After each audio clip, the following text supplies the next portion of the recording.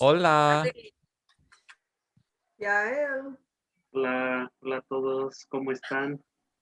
Muy Bien. bien. ¿Y tú? Estamos bien.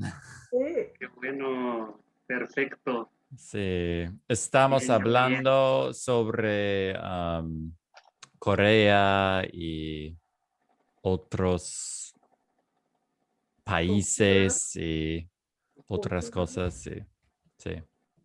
We haven't even Interesante. started class yet. Stephanie, this is Yael. Yael, this is Stephanie. Mucho Oh, gusto. hola, la Hola. famosa Stephanie de los videos de Yes, TPRS. he's been watching our videos. So he's like, oh, he's like, where's Stephanie and Amy? And I was like, well, Sorry. busy. I've been, yeah.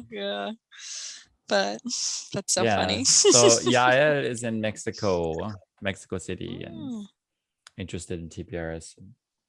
very cool. See, okay. Were you here when I said Blanca? Yeah, Blanca will be here hopefully next week. Were you here, Stephanie? Yes, I I said, was. Yeah. okay. Yeah. Okie dokie. Let's share our screen. Vamos. Sí. Pueden verlo. Sí. Sí. Okay. Good. Moment. Okay. Clase. Sí. Elena está aquí con nosotros. Celebración. Last week, Jessie was Elena. Very nice. Sí. I had to fill in for you. What kind of I appreciate it. Sí. I thought, I don't know if I like pineapple or not. Sí. It's obvio. Es tu fruta favorita. Obvio. Es obvio, está en la camiseta de Elena. And I don't know if you saw the video from last week, but we decided that, or not we decided, but Yael told us that camiseta is a shirt that has no buttons, and a camisa has buttons. So there's two words, la camisa and la camiseta. Okay.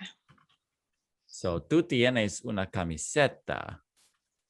So this is with buttons and no buttons. Sí. Elena. Sí. ¿Está tu fruta favorita en tu camiseta? Sí, mi fruta favorita está en mi camiseta. Sí, tu fruta favorita está en tu camiseta. ¿Por qué tienes una piña blanca en tu camiseta? Tengo una piña blanca en mi camiseta porque yo pienso que blanco y negro son amigos. Sí, tú piensas que sí.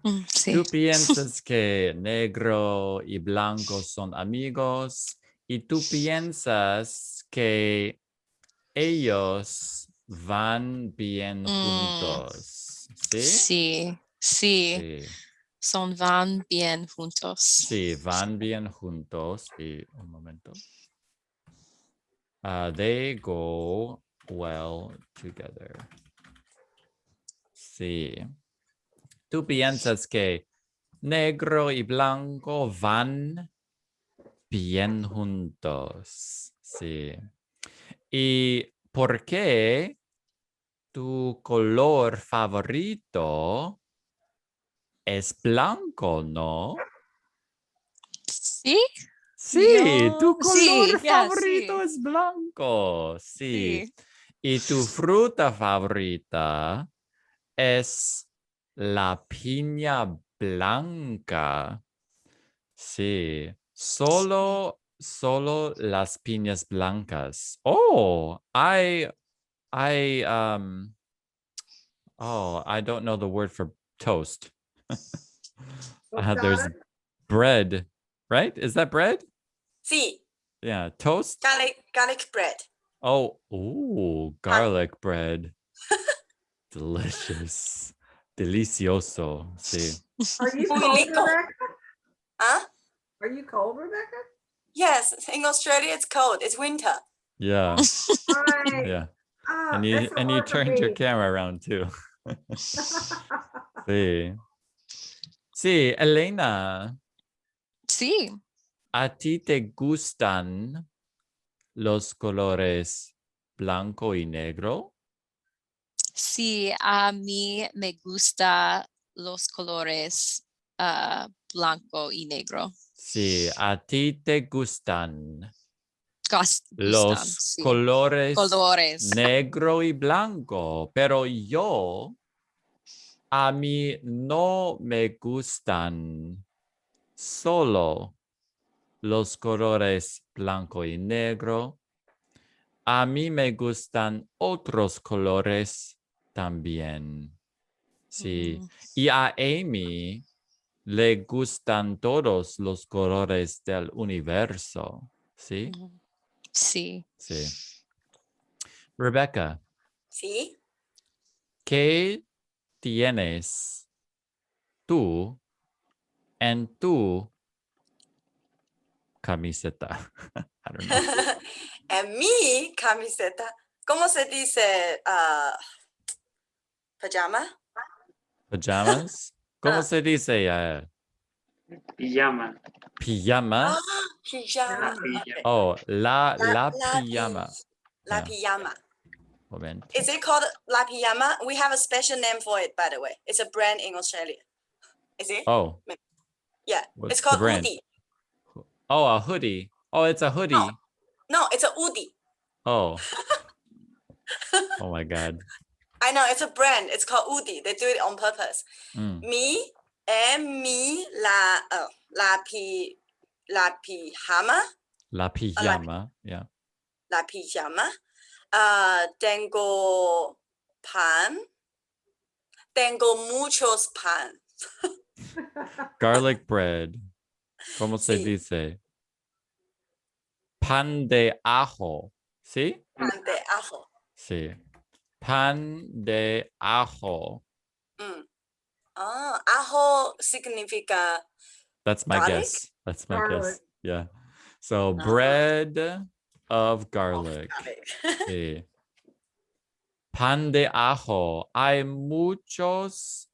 Can you pluralize panes de ajos? Panes de ajo. Panes de ajo. Panes de ajo, sí. Panes de ajo.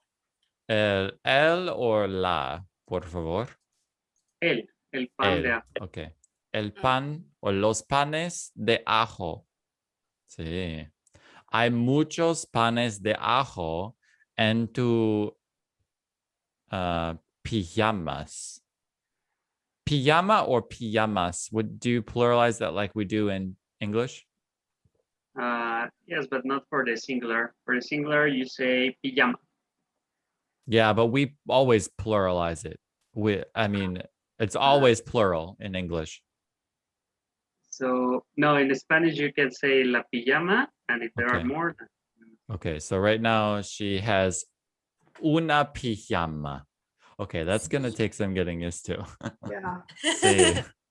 Una pi. The J here pronounced differently.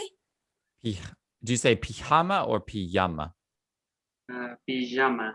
Pijama. Pijama. Pijama. Interesting. Pijama. Okay. Yeah, pijama. And me, pijama. Pijama. Pijama? No, pijama. I Pijama. think they say pijama. No, I think they say pijamas in Spain, but it is the same pijama for the Pijama. Pajama. Pijama. Probably has to do something with the I and the J together. yeah, they intervowel something or other. I don't know. Pijama. See, or maybe because it's not starting at the beginning of a word, then it'd be juntos instead of juntos, juntos, because it's at the beginning. Pijama. Pijama. Okay. Sí, Rebecca, tú tienes una pijama con muchos panes de ojo, ¿sí? Ajo? De Ajo. ajo, sí, No, no ojo. ojo. Ay, Ojo. ojos, Eyeballs. ajo. A ti, ¿es tu comida favorita el pan de ajo? No, Oh, no es mi comida favorita. Pero ah, yo creo que el pan de ajo en mi pijama es muy linda. es muy linda. El pan es muy lindo, ¿sí? Sí, Sí. El pan de ajo es muy lindo, sí. Pero muy la linda. pijama, la pijama está muy linda. Sí, y Sí. la pijama Yeah, también pijama. Yeah. oh, that's German. You're going to Es German. lindo, sí, es linda, sí, linda. Muy bien. Pero tu pijama no es negro ni blanco. No, no es negra ni blanca tampoco, ¿sí? No, Sí, it's amarillo. sí, tu pijama es amarilla. Sí, tu pijama amarilla. Sí, Amarilla. Mm. sí. Muy bien. Jessie, Sí. ¿tienes tú una pijama amarilla con los panes de ajo también? No, no tengo pijamas. I can't say that. Pijamas. So Pijama. it's like pijama, but then you just soften the J. Okay, Pijama. okay, no tengo la pijama con el pan de ajo. Pero mi, no, mi pijama tiene tazas de café, Oh, pero no llevo ahora. Ahora tiene una camiseta con muchos colores, colores, colores, sí. colores. Tiene amarillo, naranja, Naranja, sí. naranja y verde y morado y rosa y azul, muchos colores, Sí, muchos colores, colores, colores, sí. colores. Hay muchos colores. El o los colores. Sí. Tú tienes muchos colores en tu camiseta. Pero Blanca no. I mean, No, Blanca. Blanca no está aquí. Pero no. Elena no. Elena tiene solo dos colores en tu camiseta. En su camiseta, sí. Blanca y negra. Sí, Qué blanco y negro. aburrido. Qué aburrido.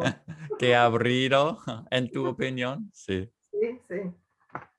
All Sorry, right. So, let's see. Un momento. I will describe the situation and then I'll have you guys do it. So, hay una chica que se llama Elena y Elena tiene una fruta favorita. Su fruta favorita es la piña, pero no es solo una piña, es la piña blanca. ¿Y por qué a ella le gusta la piña blanca? Es porque su color favorito es blanco. Ella tiene una piña blanca en su camiseta negra porque a ella le gustan los dos colores. Ella piensa que los dos van bien juntos y son amigos. Son amigos colores. Pero yo no tengo una camiseta con una piña blanca. Tengo una camisa con botones. Una camisa verde. Jessie no tiene una camiseta con una piña blanca ni el color negro tampoco, porque ella tiene una camiseta con muchos colores. Su camiseta tiene verde, azul, blanco, amarillo, naranja, verde, morado, muchos colores, pero no hay negro. Negro no está allá, allí, en su camiseta. Y Rebecca tiene una pijama. Ella tiene una pijama diferente y interesante porque su pijama tiene los panes de ajo. Hay muchos panes de ajo en su pijama. Yo no tengo una pijama con muchos panes de ajo. Y Jessie no tiene una pijama tampoco. Una pijama que tiene muchos panes de ajo. Ella tiene una pijama con muchas tazas de café. ¡Celebración! Good job, Nathan. Gracias. Rebecca, describe la situación, por favor.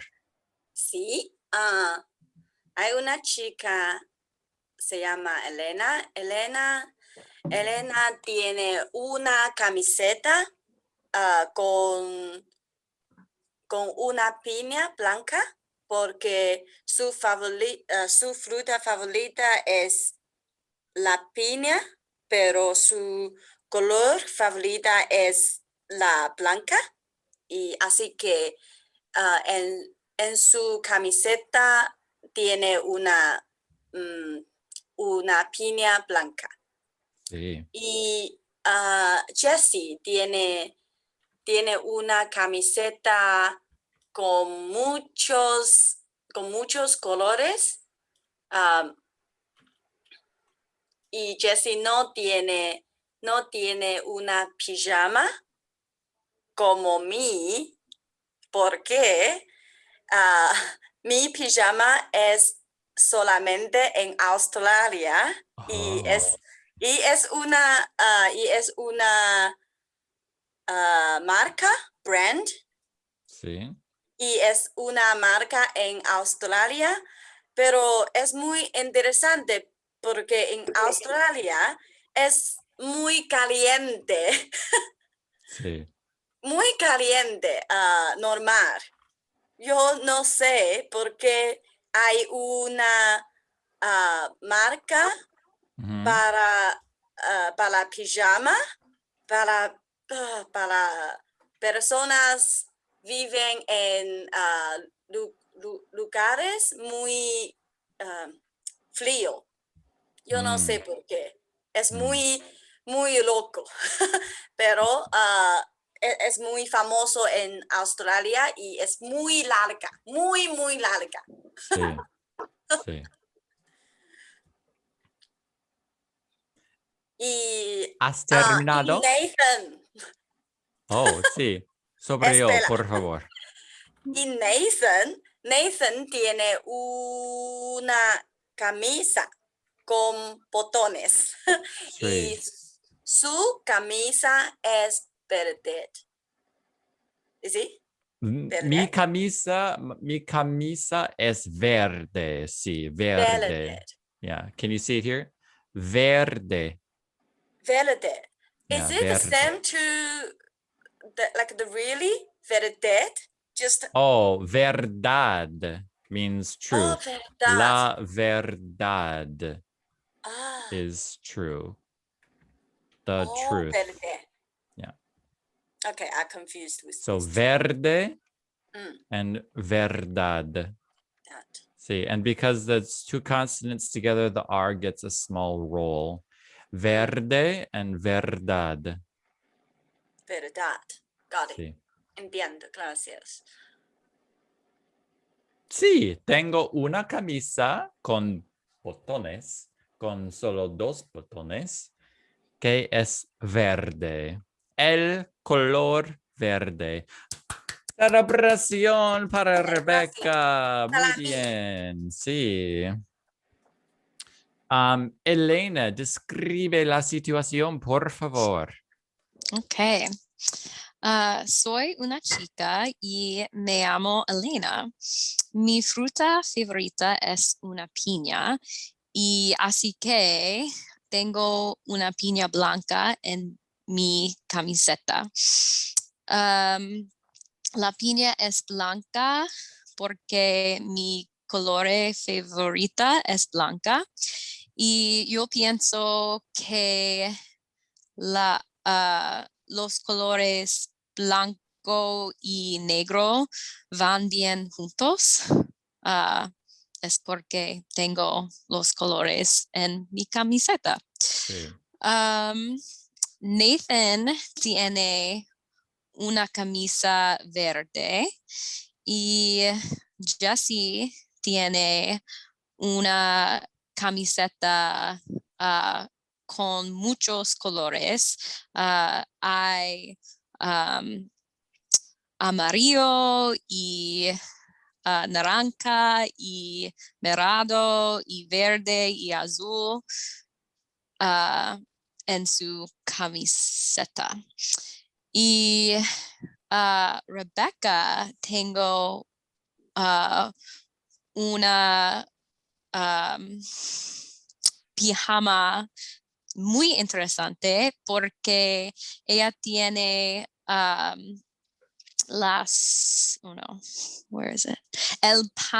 los panes de ajo con su pijamas. Yeah. Y Rebecca piensa que el pan de ajo es lindo y yo pienso también. Oh. Sí. ¿Has terminado? Es terminado. Sí, muy bien. Yeah, so you can say he terminado. He terminado. Yeah, I have finished. I have finished. I have It's- terminated. Terminator. All those Spanish words that made it into English are so much more poetic or serious in English. Like reunión, like reunion, just means simply meeting in Spanish, but in English, it's a very specific kind of meaning. Mhm. And terminado, terminated, means that you're dead or something, you know, very serious. Or encontrar, right? Encounter simply means to find in Spanish, but in English, there's some kind of backstory when you say you encounter someone or encountered something and you want to share that story with someone, or it could be suggestive of some kind of rendezvous, you know, even the word rendezvous is to have like sexual implications. So it's molestar.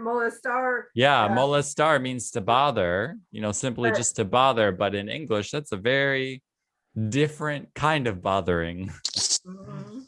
So it's just very interesting how Spanish appears in English. Sí, muy bien. Okay, so Yael, your challenge now. Describe, no, Jessie, describe la situación. Oh, she'd forgotten me. And then Yael, your challenge will be to describe the situation again using only words that we've used. So that'll be a challenge for you as a native speaker. Okay. Hay una chica, la chica es Elena. Elena tiene una camiseta con la piña blanca y la piña blanca es su fruta favorito, fruta favorita. Sí. Y tus colores son favoritos, son negro y blanca. Oh, ella tiene solo un color favorito. Oh, Su blanca, color blanca. favorita es blanco, Blanca, pero blanco, en su blanco. opinión, ella piensa que los dos van bien juntos. Ah, sí, Sí. es. Elena piensa que sus colores, why can't I say colors tonight? Colores blanco y negro van bien juntos. Sí. Y let's see, Rebecca tiene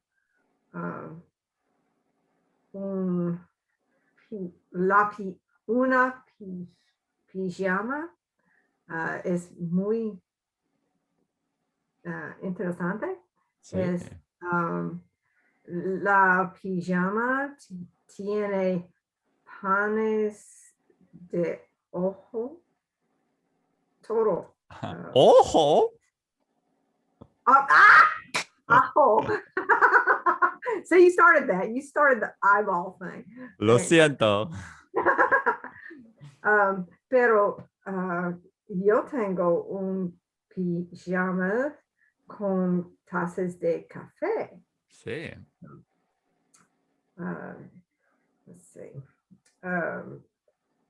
También tengo una camiseta con muchos colores, amarillo, naranja, morado, verde, azul, y creo que mi camiseta es muy bonita, pero la camiseta de Elena es aburrida.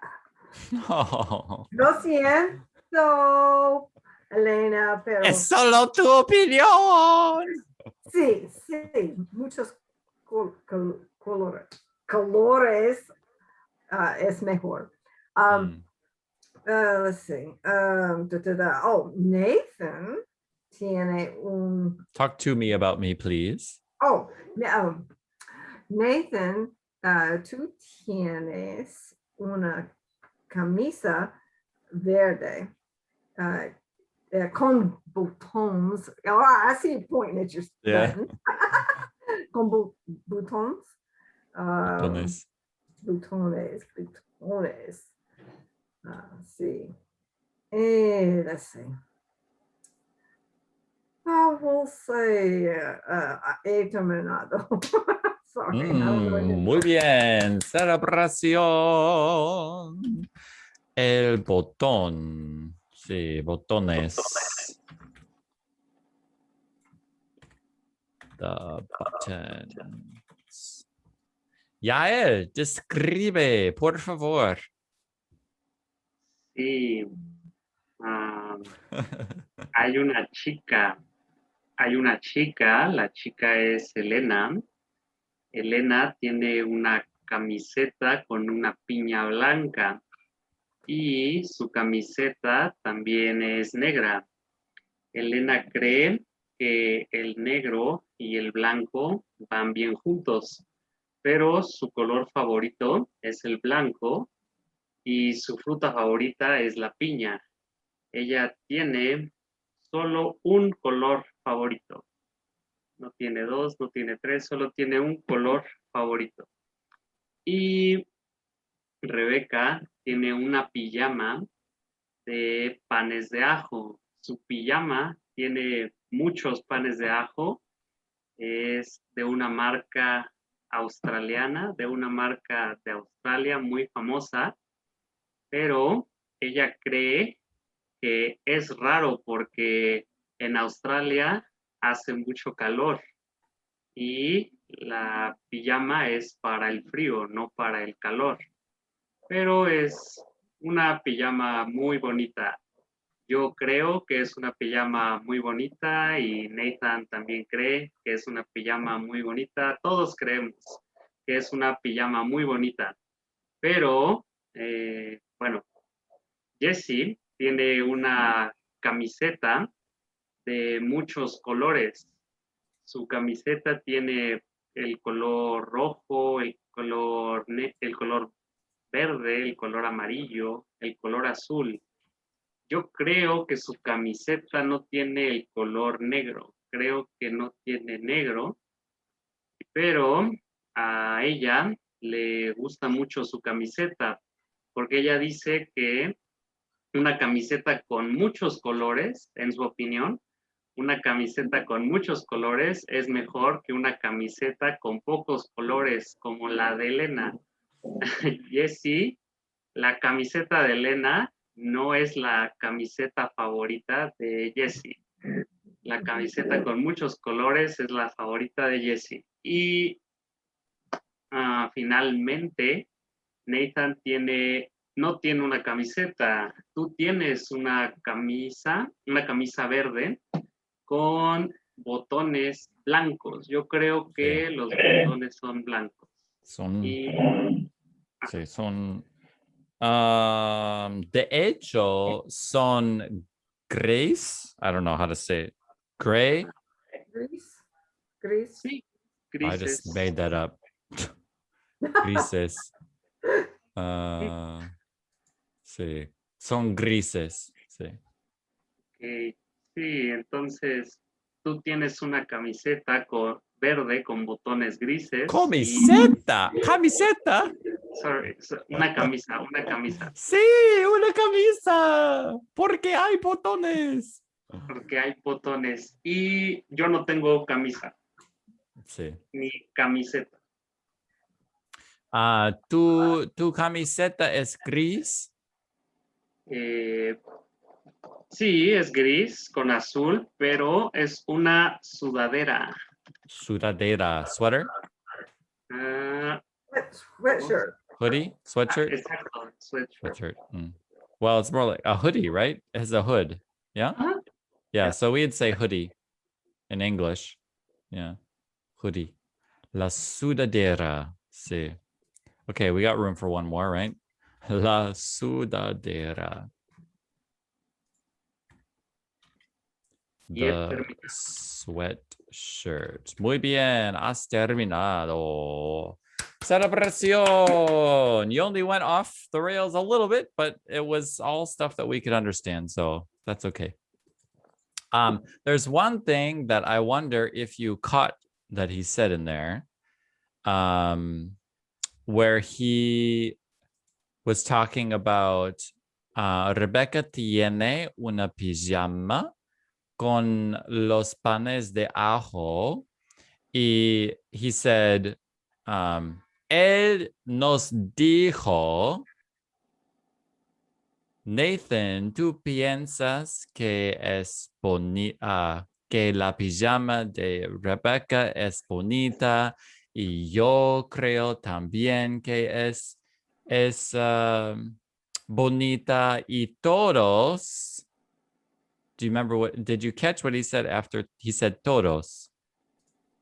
Probably not, because it went by really fast, but he said, todos creemos.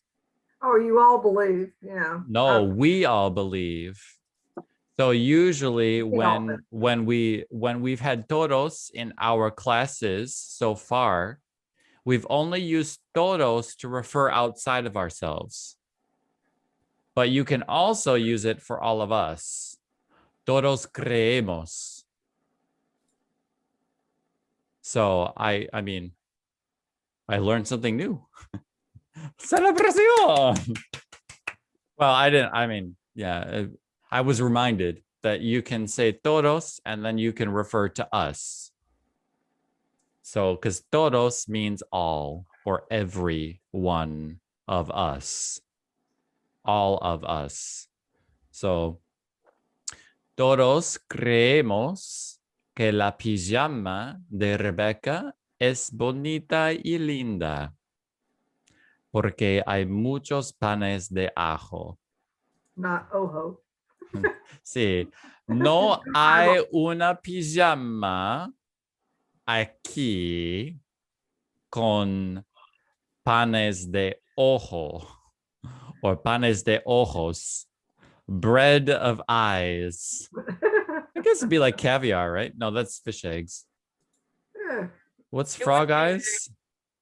Right? Isn't there a dish that's frog eyes? Eyes?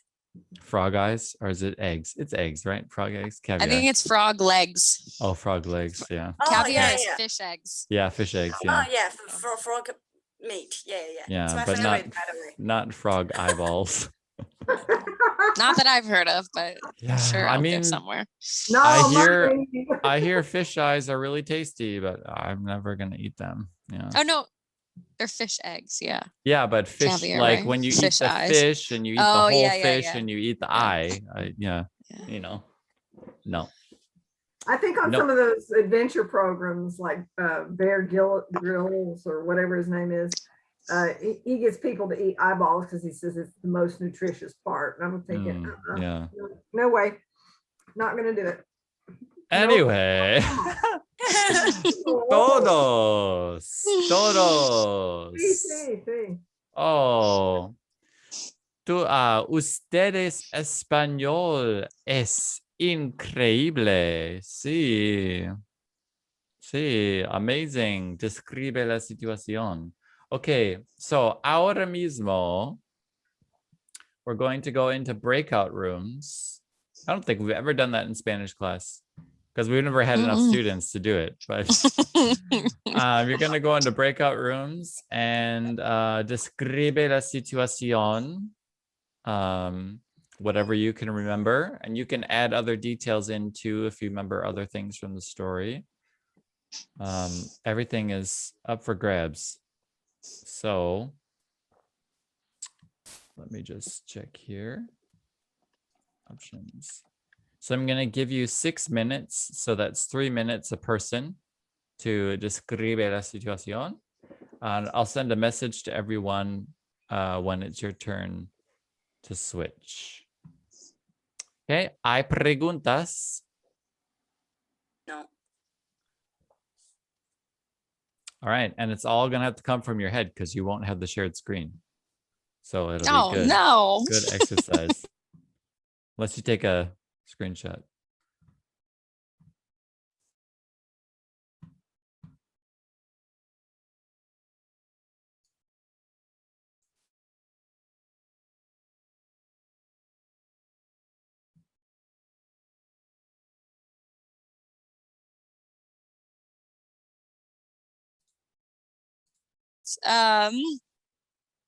Uh-oh. So, soy Elena y soy una chica. Me amo, Elena. Y soy una chica interesante. Tengo una camiseta blanco y negro y mi camiseta tiene una piña blanca porque mi color favorita es es blanco y mi fruta favorita es una piña. Y en mi opinión, los colores blanco y negro van bien juntos. Pero a ti no le gustan los colores blanco y negro. A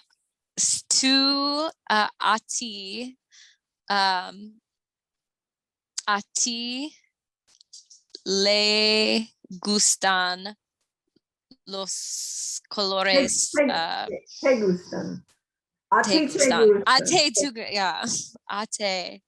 A ti te gust. No, le, No, because a you're ti, referring to the colors. A no, ti no. te gusta? A A ti, you're right. A ti te te gustan. gustan. A Yeah, ti te gustan. gustan. It's been a while since I've done. I've taken like 2 Yeah. weeks off for Spanish. What happens? You better get back in class. Yeah, right. Te gustan muchos colores. Y tú tienes la camiseta con amarillo y verde y morado y azul y verde. Sí, es una camiseta muy bonita. Gracias. Y sí, yo quiero know la palabra para tie-dye. I don't either. I don't I either. don't know. No sé, pero yo quiero. No sé. Sé, yo quiero sé. We'll ask Nathan, not Nathan. Yeah. Yeah. Yeah. Yeah. Okay. We'll All ask. right. Your My turn. turn. Okay. Yeah, sí. Okay, let's see. We'll pick somebody else to pick on. Rebecca tiene pijama muy interesante. Sus Horas, 6 horas menos. Okay. Entiendo. Y eres un profesora de, no lo sé, español o inglés. De español y de inglés, los dos, pero en este momento, ahora mismo no no doy muchas clases por las vacaciones.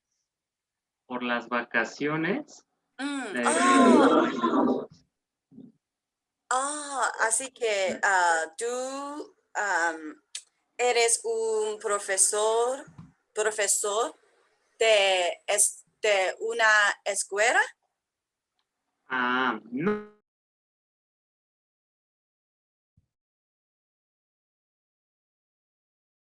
Hola a todos. Hola. ¿Cómo fue? Muy bien. Fue muy bien. Muy bien. Y otros. Sí. Es bien. ¿Hay ¿Fue preguntas? bien? Yeah, fue bien. It went well. Fue bien. ¿Qué dicen? What did you say? Todos los palabras. What say you? Yeah, que dicen means what say you? Yeah, does it make sense? I want to say, what did you guys say in You could polite way? say, you could say que dijeron. Dijeron? Yeah, what did you say? What did you say? Oh, right. Que Dicen. dijeron Okay. ustedes? Yeah, que dijeron. Okay. ¿Qué Sí. dijeron? What did you say? Elena? Los palabras muy interesante y secreto. Palabras interesantes y secretas. Muy bien. ¿Hay preguntas? Sí. ¿Qué es la palabra por, cómo se dice tie-dye? Yael, ¿cómo se dice tie-dye? Como mi camiseta. Tie-dye. Teñido anudado. Sí, teñida. That's right. Like, is there a word? Yeah. Teñida? Teñida. Camiseta teñida. Would you use anudado? I haven't heard. I didn't hear that Tie dye. one. You've never seen a tie-dye t-shirt before? No, the Not all word. of them. It was popular in my day. Okay, never mind. Yeah. Come on. Google I'm old. says tenido anudado. Anudado. Anudado. Okay. Sí, anudado. Interesante. And I don't know what la su- anudado is. And la sudadera was the sweatshirt. Yeah, Elena and I were having problems, or Stephanie, whatever. You. Stephanie character Stephanie. Yeah, you got a split personality. Oh, who doesn't these days?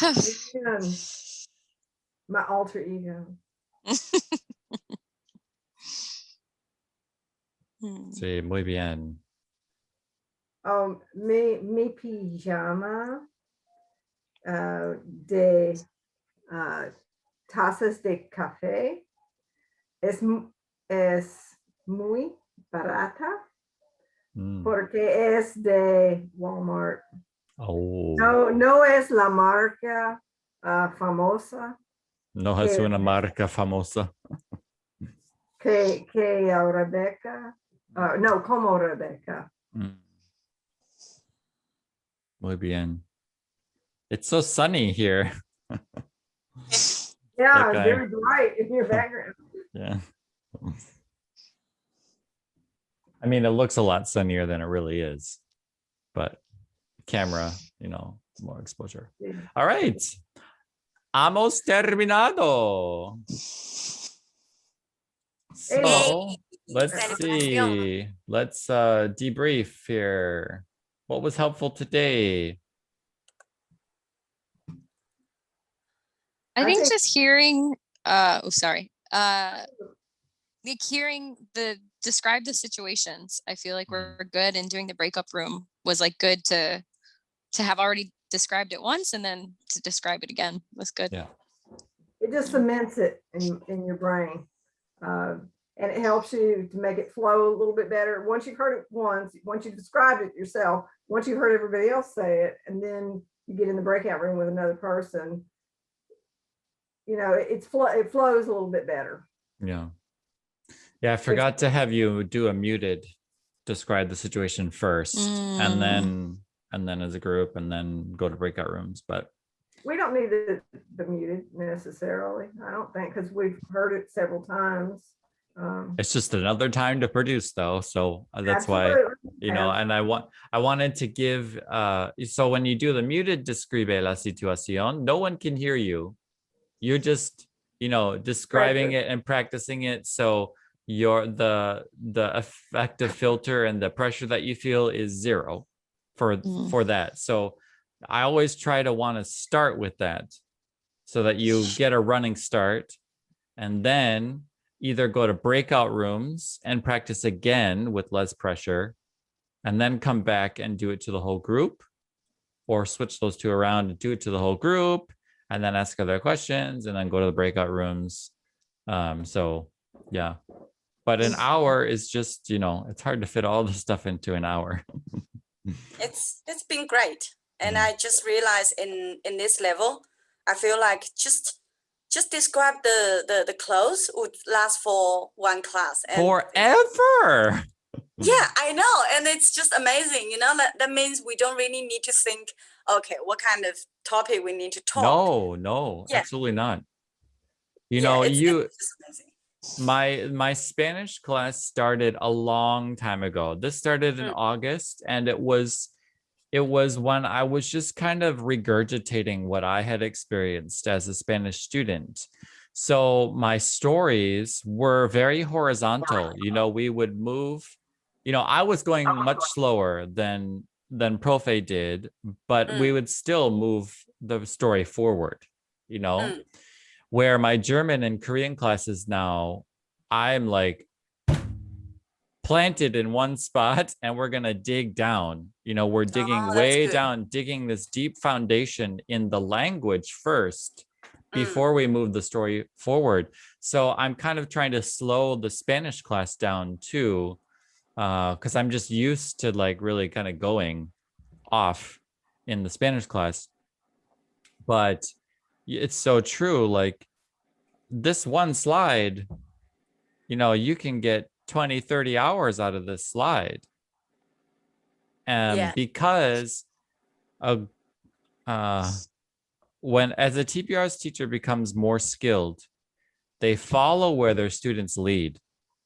They let their students navigate, and the teacher doesn't move in a different direction.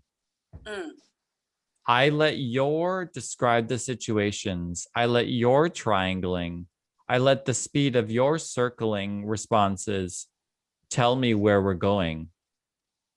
And so I don't have to plan a class beforehand. Every time I sit down to start a class, I have this little micro plan of like, oh, I want to do this. But then the moment I turn my camera on and class starts, I have to just throw that out the window because we're probably not going to go there. We might not, but I just have something just in case. Yeah. Just in case. But 9 times out of 10, I never use it. Yeah, I feel like if it's one-on-one, I always have to have something just in case, because the student could guide you to another direction, but you need to have one thing that is, you know, more like a direction for yourself. So you know where to ask your student. So you're not going all over the place. Then it would be like, it wouldn't be a story. So I feel like I always need to guide a little bit, but with like 5 people, it's great because everyone has their own idea. And once we talk about our own idea and, well, that's a situation and you just describe the situation and that's all done. That's great. Yeah. It's much easier to do a small group class than a one-on-one. Yeah. And I hear what you're saying about the individual. And I'd also like to invite a challenge to that in that as your skills in TPRS grow, you won't even need to plan for the individual student because you can just put a picture up. You can get a song. You can get one of these slides. You can get literally anything and just put it up there and start asking that student questions. Yeah. And then let them talk. Let them talk. And then you know, you always re-verifying and repeating back what they say. So that's another repetition. Add yourself in there. You got 2 characters. You've got your student and you got yourself. And then you can add their friend or you can add someone that they know about. Now you've got 3 parallel characters. And each time they have to talk about those 3 parallel characters, that's time taken up of them speaking. And the lesson doesn't have to go anywhere. It's just because we are learning languages to produce. We're learning languages to speak. So the more opportunities you can give that student to produce and adding, you know, 1 extra character, it is what, so I will also reflect to you, it's true that I think the group class is superior to one-on-one in a lot of ways, because when you have the group class, when you have a one-on-one class, there's never an opportunity for the student to be the casual observer. Yeah. There's never an opportunity for the student in a one-on-one class for them to sit back, have the pressure taken off of them, the spotlight is not on them, and then they're able to observe language and acquire things about the language that they could not acquire when the spotlight is on them. Unless they're extremely skilled with metacognition and being present and observing themselves in the moment. When they're one-on-one, that pressure of interaction doesn't allow for them to observe certain things that's going on. But when you're in a group class, then there is an opportunity for the student to sit back, observe, and take things in without pressure being placed on them. And so this is why I advocate for group classes over individual language lessons. And that's why I like it when you, Nathan, before you get into picking on everybody, you always describe the situation yourself. And that helps us to kind of get our thoughts gathered. Okay, I know what I'm going to say now. So it helps. It takes a little pressure off us. We get to observe you doing it once, and then the rest of us get our turn. And you never know who's going to get called on next. But that really helps to have you describe it first. I'm glad that's helpful. Sometimes I forget. So anytime you can just raise your hand and say, could you do it first, please? Anytime. I'll remember that tomorrow. Yeah, because I might forget to do it. You know, there's a lot of balls to juggle when we're teaching these TPRS classes. So I might forget. And anytime, please do raise your hand, because as I've said many times over about this recalibration to true north, you are helping us recalibrate to true north, which again, true north is a value, and values are a direction. They're not a destination. And our direction is true north, which is language acquisition for all of those in the class that is 100% comprehensible and enjoyable for everyone. So when you take a pause, oh, Elena, adios. Adios. Adios. Dios. Nos vemos. When you take a pause, you're recalibrating us to 0.00 true north, so that we're going, you know, we're always going north because there's somebody who's understanding something, you know, even if it's just the teacher, we're still going north to language acquisition, but we're not going true north, which is comprehensible for everyone and enjoyable for everyone. So you're not taking away anything from the class by quote unquote stopping class. You're actually not stopping class. You're helping the plane correct course. You're helping the ship correct course. You're helping us not wander off into the wilderness and losing people to the lions and tigers and bears. Oh my. And it makes my job as a teacher much easier because you're directing the lesson. And now that you have asked the question, this is really the teaching that you need, because you've had the question about it. You understood that language enough to ask a question about it. So now you're actually able to take that in and process it rather than me just throwing stuff and hoping it sticks. You know, it was more engaging too. Yeah. Jesse? I'm trying to, it's really good for people to stop when they don't know something. And especially for me, if I don't know something, I need to stop, because if I hear a word in a sentence and I don't understand that, I'm hung up on that word and I miss everything else. Yep. I'm going, what is that word? What does that mean? Now, and if I don't know it, you know, it goes right past me. Although, you know, Yael used something, but I knew the word, I knew the form of the word, but I didn't stop, because I knew that meant we believed. Yeah. But if it's a word I don't know and you don't stop, I've lost everything else past that. Yeah. So it's really important that people stop, because if I don't know a word, I won't be able to understand that whole sentence. And that's as you say, that's the whole thing, is comprehensible input. So. And you don't understand it because our course has gone chink. We've gone slightly off from true north, and you're lost because you're like, wait, I thought we were going to 0.00, and now we're going. So, you know, you are correcting course. You are recalibrating class.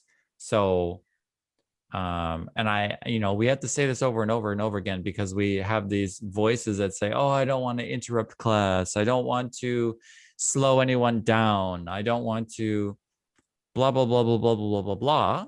And so we say, okay, I hear this voice, and now go sit on the bleachers and watch the show, you know, and just ask the question. So, muy bien. ¿Qué más? Do you have any good videos for TPRS story asking? I feel like I'm not skilled enough. I'm always like panicking. Okay, do I have enough question to ask them? I roughly have direction, you know, but do you know any good videos for guiding that or any blog? Well, there's TPRS is new this year, actually. There have been so many changes to TPRS in this past year Okay. that a lot of the information that's going to be out there is super outdated. Oh, So okay. we can just meet sometime Okay, awesome. and I Yeah. can help you. Also, you know, uh,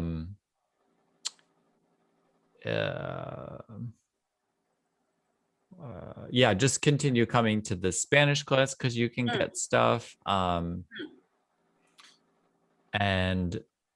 really, so there's three components to becoming a skilled TPRS teacher. Craig Shihai has this analogy for it. He's one of the trainers at TPRS books, but it's LET, L-E-T. First, you have to learn about TPRS through explicit training. Not first. That's not first, but that's one of the pillars. The first pillar, one of the pillars. The second pillar is experience it as a student, which you're already have been doing for quite a long while. Yeah.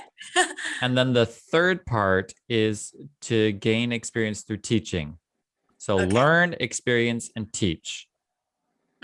And most TPRS teachers are good at the bread of the sandwich. They're good at going to trainings and getting explicit training and then practicing it with teaching, but they're really not so great with the experience part, which is what you're really good at, Rebecca, because you've been taking TPRS classes for so long. And that's what makes the sandwich taste good and nutritious, is what you put inside the sandwich. So just spending a lot of time as a TPRS student, automatically a lot of this is going to come out. And then when you get those explicit trainings, which I can help you with some of that, then a lot of it's going to make sense. And it's just going to be clear because you'll be like, oh, that's what's going on. Oh, that's what's happening. Oh, that's why you do this. And this is what, and it's just like with language acquisition. You acquire the language naturally in context and through interaction like we do in a TPRS class. Yeah. And then later when you're older, you do the grammar. You study the grammar and you finesse your language. You have explicit teaching about grammar, and now your language becomes more eloquent, more refined. But you spent all that time acquiring your native language first. Same thing with TPRS. If I had my way, if I had my druthers, an aspiring TPRS teacher would start as a student of a language that they don't know for a month or so. And then they would get some explicit training about what's happening. And then they would also start to teach at that time. But we live in a world where it's not possible all the time for people to do that. And so they can do all three simultaneously and they can do them all out of order. That doesn't matter. But if I had it my way and if I were looking to be a good TPRS teacher, I would start with the middle. I would start with experiencing it as a student, which is what I did, you know. Well, I mean, I did do some reading first before, and I did try it out first on my own, and it was comparatively, it was abysmal. It wasn't terrible, but in comparison. And then I started to take the Spanish classes with Blaine online. So you really inspired me, Nathan, a lot. you know, the thing that to me, the most impressive of you was like every time when you speak, you seem so calm. You never panic and you never rush. And I'm like, oh my God, why the hell am I rushing so much? You know, like, because when I speak Chinese, I know I speak really fast. And when I speak English, I also rush a lot. But like when I learn a new language, I shouldn't never rush. And I was like, look at Nathan. He's so calm. Just learn something from him. Just don't panic, just slow down. Yeah, and I also told my student, I was like, I know when you speak your mother tongue, you're rushing a lot, but when you knew a language, tell yourself to slow down, and you have more time to process in your brain, and it actually makes your speaking so much better because Slow is fast. because if you speak really fast and the things you speak in makes no sense, people wouldn't want to hear that, right? So slow down and saying things that is more logical, making sense, and people would want to hear you. Otherwise, you're wasting time anyway. So in that Thank case, you. yeah, it's really, really inspiring for me because I didn't notice that. Because you were because when I was taking TPRS lesson with Glenn, there were some students, they were speaking really fast, but because it was too fast that I didn't bother to listen. Yeah, and you are the opposite, and you are the best in the class, but you speak slowest. You know, you're Thank so you. calm. It's really, really good. It's something, you know, I need to remember whenever I learn a new language or teaching, same thing. So thank you so much for saying that to me about me. And I'm glad that that translates. And so I want to offer more that can help you by peeling back the curtain, you know, is like inside, I am also freaking out sometimes. You don't look like it. So, right. I know And You're faking it so well. it's not faking. It's No. it's a skill. It's a Yeah, it's skill. a skill. And yeah, and it will feel like you're faking it until you make it. That's true. So it's a skill that I have developed over, let's see. I started energy healing school in 2010. So it's been 11 years in the making of being uncomfortable and remaining calm. So it's a skill that I practiced. And that's why it's really nice to hear you reflect that back to me, because it's something that I've consciously worked on. Because a great job. Because in my head, it's a hamster on a wheel, you know? And another reason that I speak maybe a little bit slower is because I also know I could speak faster, but it's not going to help anyone else. No. It's not going to help anyone else understand what I'm trying to say, which is going to make the interactive piece go down. So I also slow myself down that way too. And also I want to be more accurate. So that there's a fluency cost when you're focused on accuracy. You're less fluent. You're more hesitant. So I try to balance those two a lot. So when you notice that you're, freaking out and going too fast, you just notice it. And you're like, oh, I'm doing that. And you just choose to slow down, and it's no big deal. No big deal. Yeah. Yeah, I think some people think it's a race to see how fast you can get out the words. Yeah. And it's not. Except when I put the timer up. Yeah. Even I mean, so. sometimes I do that intentionally because we want to also have this this illusionary sense of more pressure, so that you can so we can just see what is really strong and healthy, that it can come out under the pressure of time, and also prevent you from thinking too much. So you want to have a balance of both, where you don't want to think too much about what you want to say, and other times you can think more. Yeah. Even with the timer, you still seem so calm. Like everyone else was like panicking. And we're like, oh, no, the time is up. But you're like, oh, honest, you're doing great. Well, and right. also another I was in that class too. I mean, she's right. You were just, it's like I can see you thinking, but yet you came out and it was smooth and it was correct, and it was amazing. Everybody else had slopped through it, but not you. And that's what's led me to think about, how can I make my TPRS classes different? How can I support my students to be as accurate as me What do I do that makes me accurate? What is going on in my head?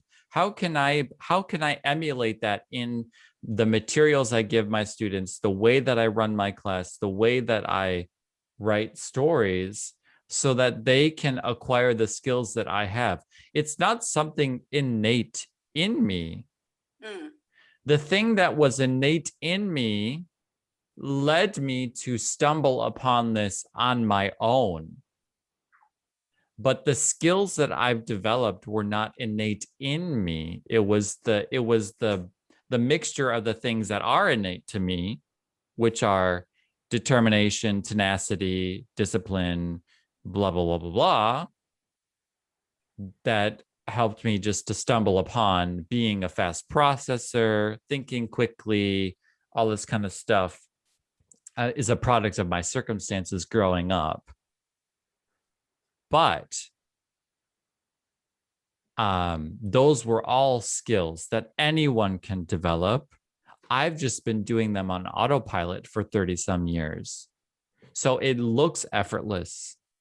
Because it is in some ways, it's second nature because it's just been running for so long. So when you try to think different ways, when you try to approach language different ways, it's going to feel like a real struggle. It's going to feel like, oh, I can't do that. It doesn't make sense. Is it because it doesn't make sense or you can't do it?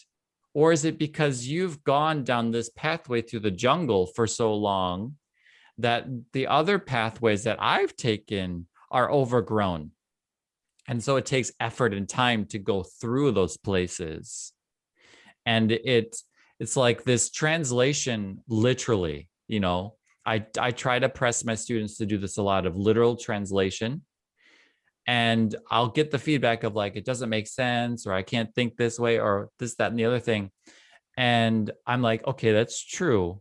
It doesn't make sense because it's Spanish grammar, or it's German grammar, or it's Korean grammar using English words so that you can understand the meaning of the words that you're saying, but in the syntax of that language, which is what we need to get a feel for and acquire the feel for. So it does feel strange to you because you're not used to thinking or using language in this way.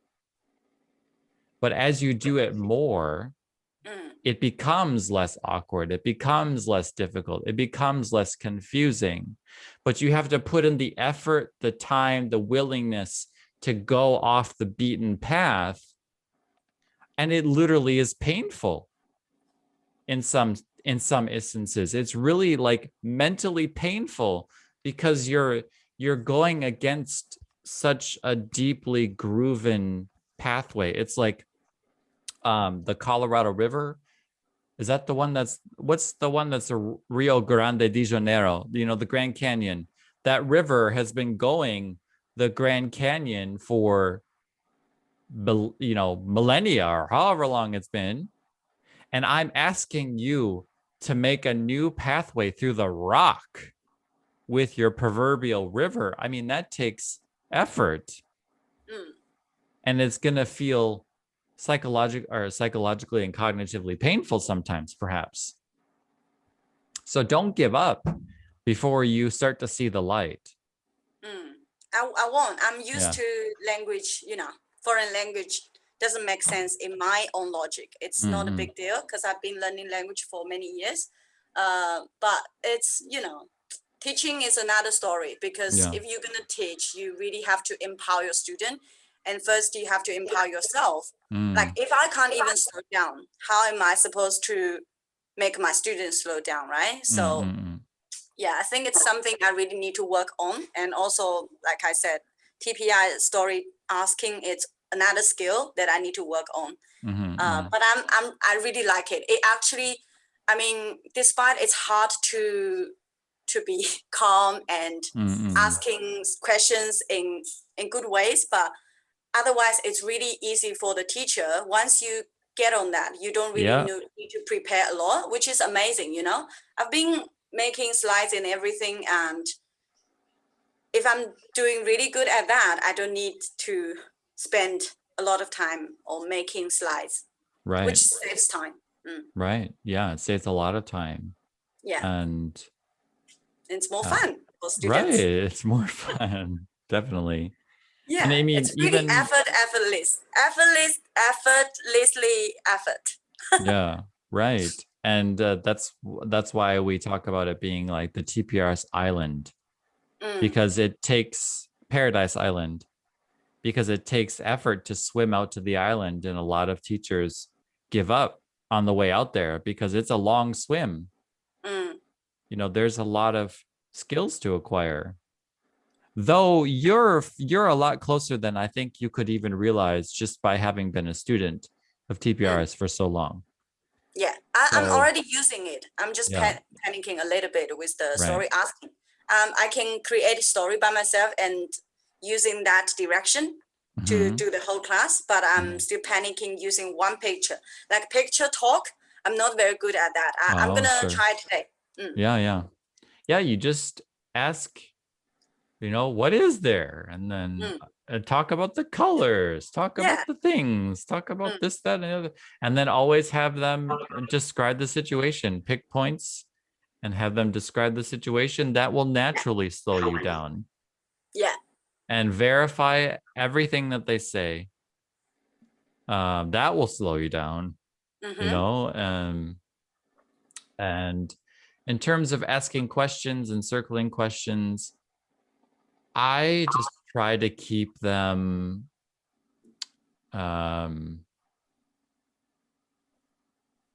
so I have the experience of being in TPRS classes where I know that it's circling time because of the way the teacher asks the questions and circles with the questions. And it's this very rigid, old school story well, and it's not even story asking anymore. The new TPRS is called interact a story, because story asking was, you know, the teachers asking all these questions, and it was called story asking because there was no triangling and there was no describe the situation. It was literally just circling. Before triangling came about in 2019 ish, and describe the situation just came this past year. Oh, really? Like year and a half. Yeah. I love this. This is my favorite technique. Yeah. This technique truly made me realize my Spanish has been more fluent, much better. I'm not speaking broken Spanish, and I'm sure it helped my students too. Yeah. When they realize, oh, they can speak this long story, they'd be like, oh, my Chinese is so good. Yeah. You know, it's really helpful. I love this. Oh, It's a competency, confidence, motivation spiral. So as you get more competent in the language, and you've demonstrate that for yourself through describe la situación, or through the level ups that I have in my German and Korean classes, and you do those, you have tangible proof that your competency is growing, which increases your confidence, which increases your motivation to learn more, and you become more competent, which makes you more confident, which makes you, and that's where you see my calmness, is because I had that spiral of where I feel confident in my competency, and that's what progressed me so quickly in my language acquisition, is that spiral. Yeah. You know, now, unfortunately, I don't spend a lot of time on my Spanish. I spend a lot more time on German and Korean because I'm, you know, behind on those and teaching those. So, and that was one of the reasons I had suggested you join the German or Korean class, because there's so many TPRS skills that you will be able to see from a total beginning student. That is such a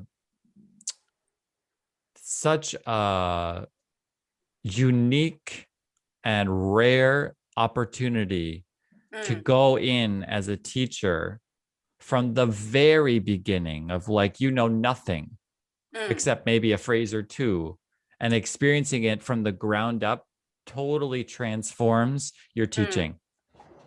Okay. Yeah. So But now are you in intermediate level? yeah, actually, some of my students are already intermediate after 11 hours of German. I can't believe it. But so if you wanted, yeah, I mean, I'm just throwing this out there. If you wanted, and you did join, everything is recorded. So everything you can do at your own pace as an asynchronous student, which the nice thing about being asynchronous is that your effective filter is 0 because there's nobody listening to you. There's nobody watching you. There's no pressure. So you can actually take in quite a lot more being an async student. Everything is on the Google Doc.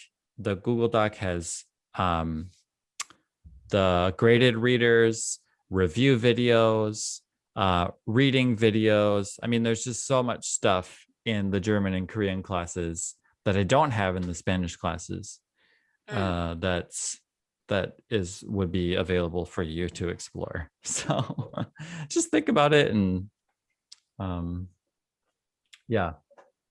So yeah, I would like to try. I'm just worried I'm not that motivated to stick to that. right. That's my only problem. Yeah, sorry, Jessie. You were talking about graded readers for the German. Is that the TPRS library?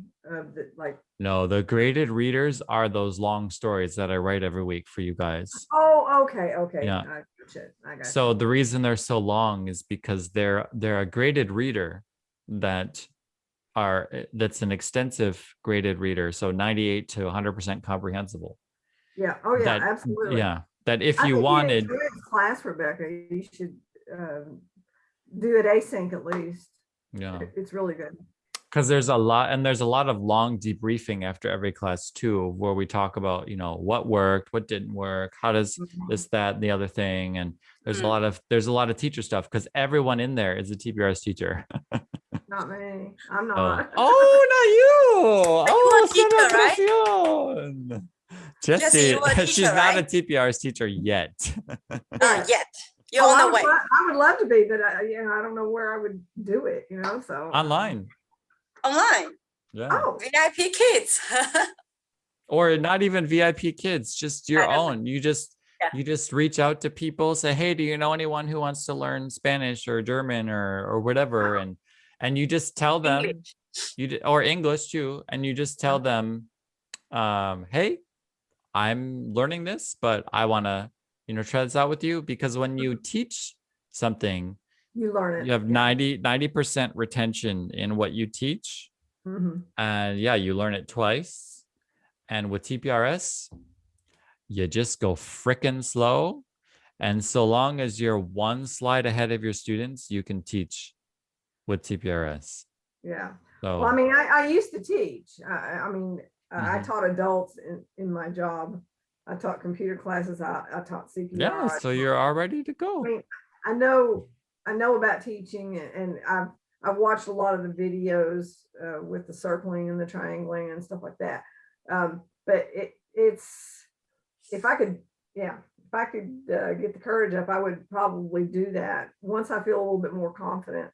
I mean, I could probably do sign language. That would be easy for me because I was an interpreter before. So. Ooh, fancy. Here, let me